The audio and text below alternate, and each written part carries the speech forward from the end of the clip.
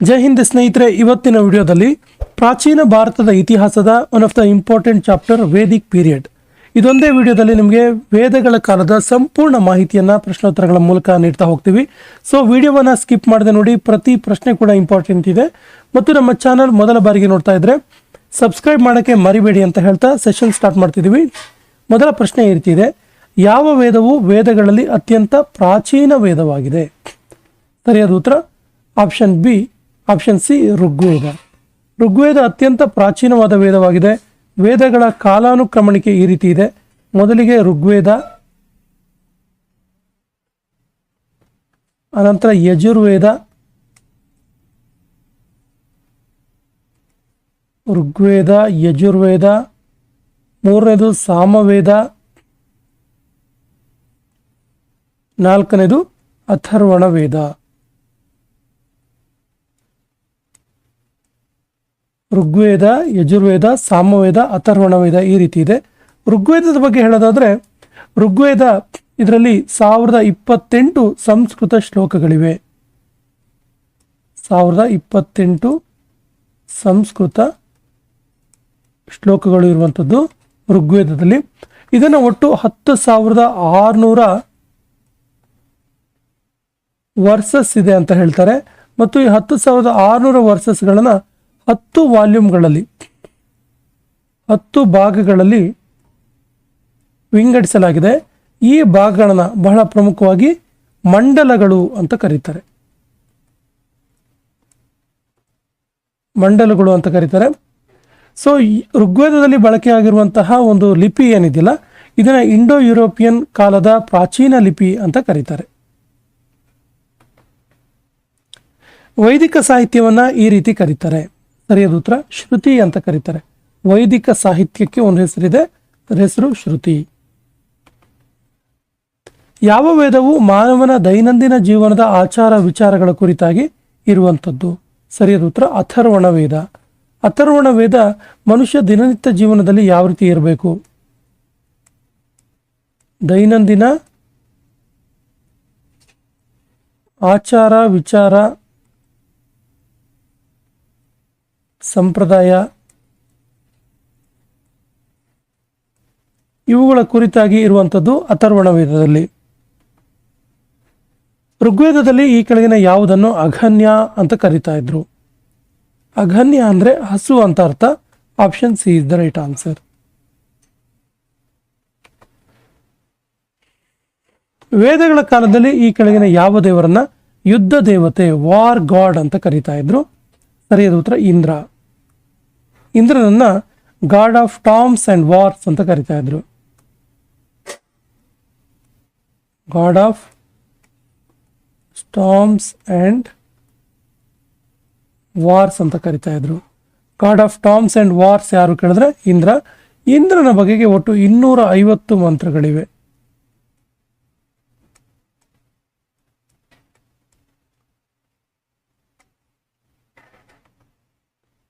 ಸೂಕ್ತ ಮಂತ್ರಗಳು ಕೆಳಗಿನ ಯಾವ ವೇದದ ಭಾಗವಾಗಿತ್ತು?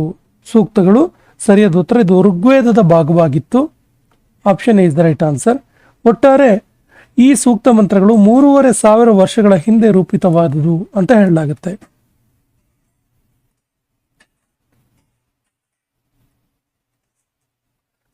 ಮೂರುವರೆ ಸಾವಿರ ವರ್ಷಗಳ ಹಿಂದೆ ರೂಪಿತವಾದವು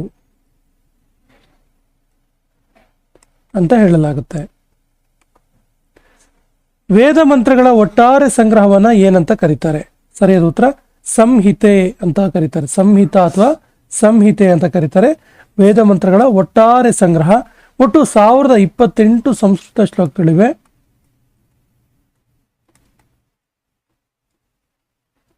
ಸಂಸ್ಕೃತ ಶ್ಲೋಕಗಳು ಹಾಗೆ ಹೇಳಿದಾಗ ಇದನ್ನ 10,600 ವರ್ಸ್ಗಳಾಗಿಯೂ ಮತ್ತು 10 ಮಂಡಲಗಳಾಗಿಯೂ ವಿಂಗಡಿಸಲಾಗಿದೆ. 10 ಮಂಡಲಗಳಾಗಿಯೂ ವಿಂಗಡಿಸಲಾಗಿದೆ. ಋಗ್ವೇದ ಕಾಲದ ನಾಗರಿಕತೆಯು ಯಾವ ನದಿ ತೀರದಲ್ಲಿ ನೆಲೆಯಾಗಿತ್ತು? ಸರಿಯಾದ ಉತ್ತರ ಸರಸ್ವತಿ ನದಿ ತೀರದಲ್ಲಿ ನೆಲೆಯಾಗಿತ್ತು. ಇನ್ನೊಂದು ಬಹಳ ಪ್ರಮುಖವಾದ ಅಂಶವಿದೆ. ಋಗ್ವೇದ ಕಾಲದಲ್ಲಿ ಋಗ್ವೇದದ ಸಂಸ್ಕೃತ ಶ್ಲೋಕಗಳಲ್ಲಿ ಬಳಕೆಯಾಗಿರುವಂತಹ ಅಥವಾ ಹೆಸರಿಸಲಾಗಿರುವಂತಹ ಇತರೆ ನದಿಗಳು ತುಂಬಾ ಇಂಪಾರ್ಟೆಂಟ್ ಇದೆ, ಅಂಶ ನೋಟ್ ಮಾಡ್ಕೊಳ್ಳಿ. ಯಾವುದಾದ್ರು ಕೇಳಿದ್ರೆ ಕಾಬುಲ್, ಸ್ವತ್, ಖುರ್ರಂ, ಗುಮಾಲ್,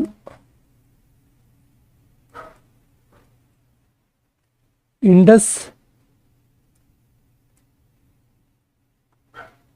ಜೇಲಂ,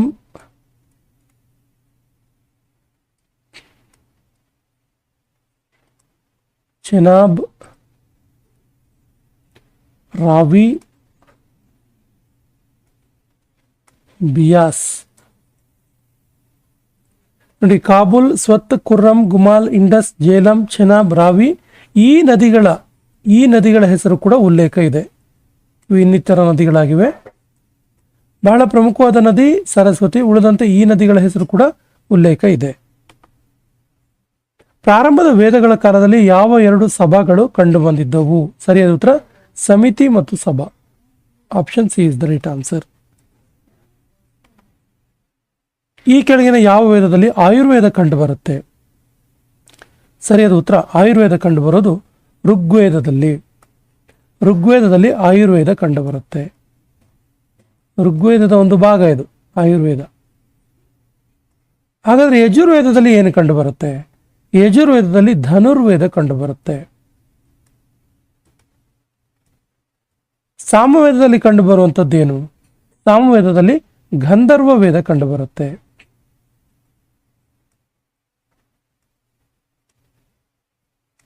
ಅಥರ್ವಣ ವೇದದಲ್ಲಿ ಯಾವುದು ಕಂಡು ಬರುತ್ತೆ ಕೇಳಿದ್ರೆ ಶಿಲ್ಪ ವೇದ ಕಂಡು ಬರುತ್ತೆ. ಎಲ್ಲವೂ ಕೂಡ ಬಹಳ ಪ್ರಮುಖವಾಗಿದ್ದು ನೋಟ್ ಮಾಡ್ಕೊಳ್ಳಿ. ಋಗ್ವೇದದ ಒಳಗಡೆ ಆಯುರ್ವೇದ ಇದೆ, ಯಜುರ್ವೇದದ ಒಳಗಡೆ ಧನುರ್ವೇದ ಇದೆ, ಸಾಮವೇದ ಒಳಗಡೆ ಗಂಧರ್ವ ವೇದ ಇದೆ ಮತ್ತು ಅಥರ್ವಣ ವೇದ ಒಳಗಡೆ ಶಿಲ್ಪ ವೇದ ಇರುವಂಥದ್ದು. ಋಗ್ವೇದ ಕಾಲದಲ್ಲಿ ಆರ್ಯಾಣಿ ಎಂಬ ದೇವತೆಯು ಯಾವುದಕ್ಕೆ ಸಂಬಂಧಿಸಿದ ದೇವಿಯಾಗಿದ್ದರು? ಆರ್ಯಾಣಿ ಅಂತ ಕರಿತಾ ಇದ್ರು. ಸೊ ಇದು ಯಾವುದಕ್ಕೆ ಸಂಬಂಧಿಸಿದ್ದು ಕೇಳಿದ್ರೆ ಅರಣ್ಯಕ್ಕೆ ಸಂಬಂಧಿಸಿದಂತಹ ದೇವಿಯಾಗಿದ್ರು. ಅರಣ್ಯಕ್ಕೆ ಸಂಬಂಧಿಸಿದ ದೇವಿ. ಇನ್ನು ಉಷಸ್ ಎನ್ನುವಂಥ ದೇವಿ ಇತ್ತು. ಉಷಸ್ ಎನ್ನುವಂಥ ದೇವತೆ ಹಗಲುಗೆ ಸಂಬಂಧಪಟ್ಟಿದ್ದು, ಬೆಳಕಿಗೆ ಸಂಬಂಧಪಟ್ಟಿದ್ದು. ಮರುತ್ ಎನ್ನುವಂಥ ದೇವತೆ ಗಾಳಿಗೆ ಸಂಬಂಧಪಟ್ಟಿದ್ದು.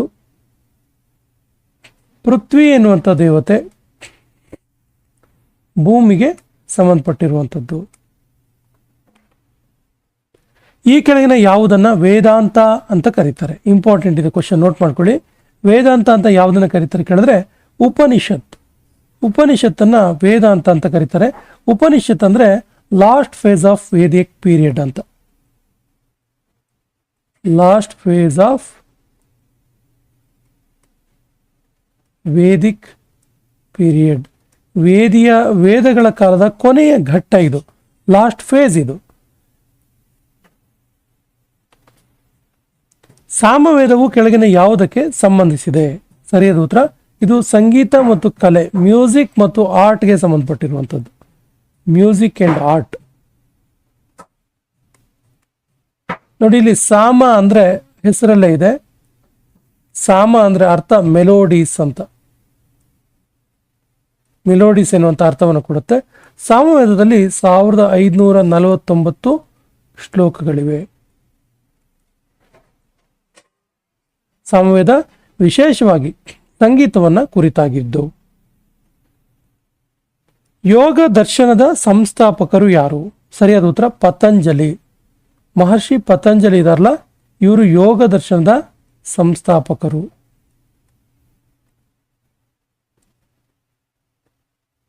ಇನ್ನೊಂದಿಷ್ಟು ಪ್ರಮುಖ ದರ್ಶನಗಳಿದಾವೆ, ಒಂದೊಂದಾಗಿ ನೋಡ್ತಾ ಹೋಗೋಣ. ನೋಟ್ ಮಾಡ್ಕೊಳ್ಳಿ. ಸಾಂಖ್ಯ ದರ್ಶನ. ವೇದಗಳ ಕಾಲದಲ್ಲಿ ಸಾಂಖ್ಯ ದರ್ಶನ ಅಂತ ಇತ್ತು. ಇದರ ಸಂಸ್ಥಾಪಕರು ಯಾರು ಕೇಳಿದ್ರೆ ಮಹರ್ಷಿ ಕಪಿಲ. ಮಹರ್ಷಿ ಕಪಿಲ ಸಾಂಖ್ಯ ದರ್ಶನದ ಸಂಸ್ಥಾಪಕರು. ಹಾಗೇನೆ ಮೀಮಾಂಸ ದರ್ಶನ. ಮೀಮಾಂಸ ದರ್ಶನ ಇದರ ಸಂಸ್ಥಾಪಕರು ಯಾರು ಕೇಳಿದ್ರೆ ಮಹರ್ಷಿ ಜೈಮಿನಿ. ಹಾಗೆಯೇ ವೇದಾಂತ ದರ್ಶನ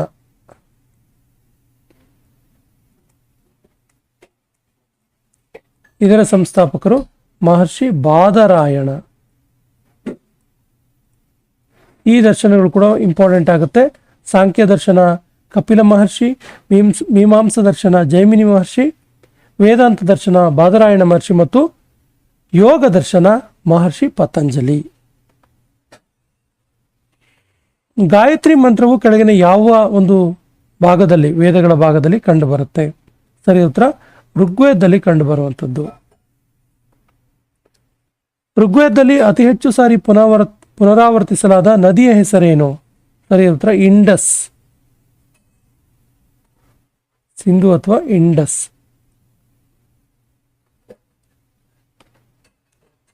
ಋಗ್ವೇದ ಪ್ರಕಾರ ಅತ್ಯಂತ ಪ್ರಮುಖವಾದ ದೇವರು ಯಾರು? ಸರಿ ಉತ್ತರ ಪುರಂದರ. ಪುರಂದರಗೆ ಇನ್ನೊಂದು ಹೆಸರಿತ್ತು ಇಂದ್ರ. ಋಗ್ವೇದ ಕಾಲದ ಪ್ರಮುಖವಾದ ದೇವರು. ಈತನ ಯುದ್ಧದ ದೇವತೆ ಅಂತ ಕರೀತಾ ಇದ್ರು.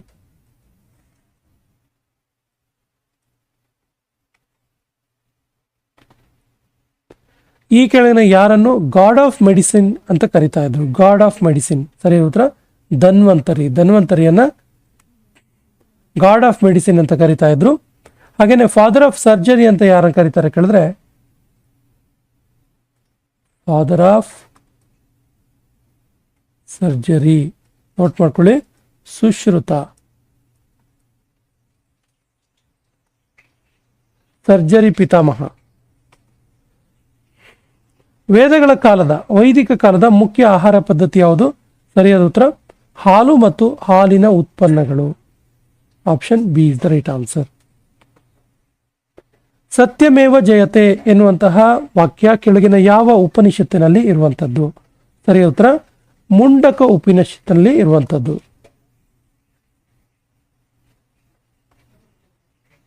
ಸತ್ಯಮೇವ ಜಯತೆ ಅಂದ್ರೆ ಸತ್ಯವೇ ಗೆಲ್ಲಬೇಕು ಅನ್ನುವಂಥದ್ದು.